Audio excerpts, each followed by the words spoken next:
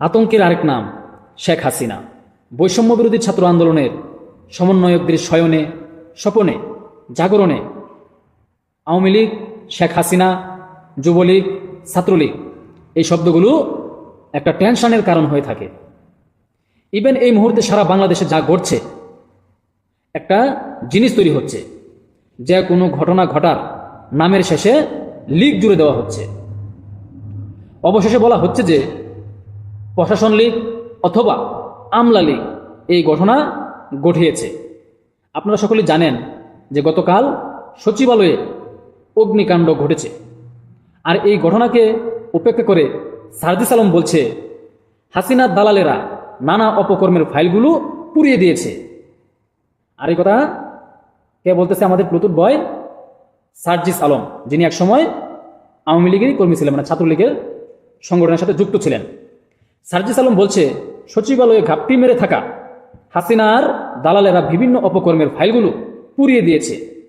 জাতীয় নাগরিক কমিটিতে এই মুহূর্তে মুখ্য সংগঠক রূপে সার্জিস আলম বলছে আমলাতন্ত্র এবং প্রশাসনের যেসব চাটার দল এখনও ঘাপটি মেরে লুকিয়ে আছে তাদের শেকড় থেকে উপড়ে ফেলতে হবে।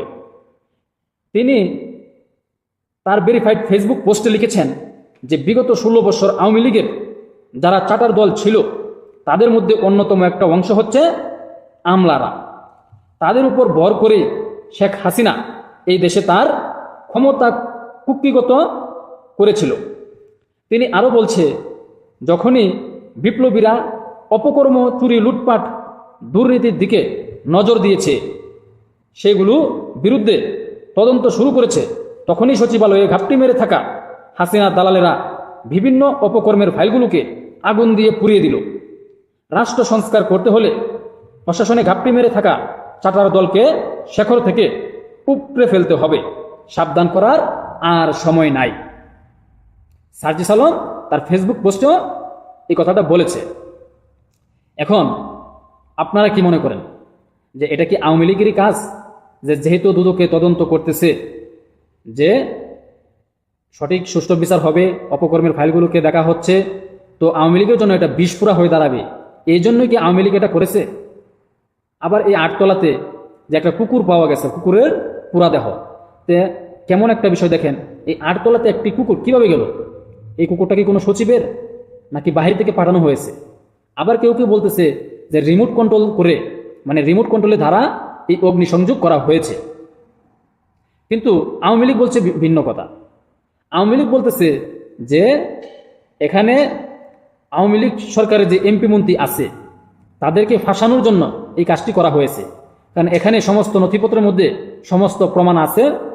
যদি তাদেরকে, মানে আওয়ামী লীগদেরকে দুর্নীতিভাবে ফাঁসানো যাচ্ছে না, যে দুর্নীতি ওরা করে নাই, সেই নথিপত্রের মধ্যে উল্লেখ আছে কোন জায়গায় কত টাকা কিভাবে ব্যয় হয়েছে, কোথায় থেকে আসছে, কোথায় গেছে, সবকিছু উল্লেখ আছে।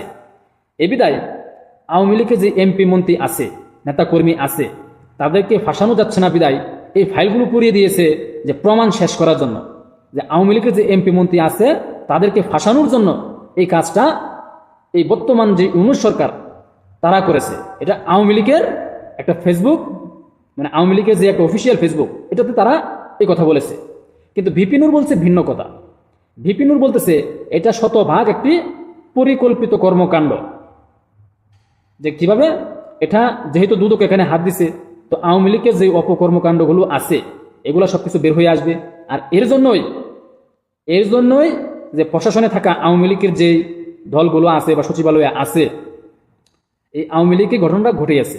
এখন আপনারা কি মনে করেন যে বর্তমান সরকার যারা আছে তারা এই ঘটনা ঘটিয়েছে আওয়ামী লীগকে ফাঁসানোর জন্য, নাকি এটা অন্য কোনোভাবে অগ্নিসংযোগ হয়েছে? আপনারা কি বলেছেন কমেন্টের মাধ্যমে জানাবেন।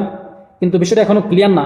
দেখা যাক, যেহেতু ইনভেস্টিগেশন চলছে, নিউজ কি আসে, খবর কি আসে, ইনশাআল্লাহ আমরা পরবর্তীতে জানতে পারবো, আপনারাও জানতে পারবেন। আসসালামু আলাইকুম।